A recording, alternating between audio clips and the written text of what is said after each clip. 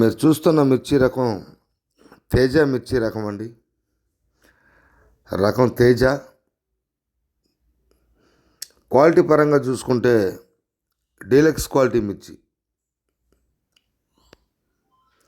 Quality అయితే బాగుందండి. ఎంత క్వాలిటీ డీలక్స్ క్వాలిటీ అయినా మార్కెట్లో తేజాకి కొంచెం మూమెంట్ అయితే పెద్దగా అడావుడి లేదు. ఎక్కువగా డీలక్స్ రకాలు 15,000 జరుగుతుంటే సూపర్ క్వాలిటీ లేదని ఉంటే 15,100 200 టాప్ కనపడుతుంది.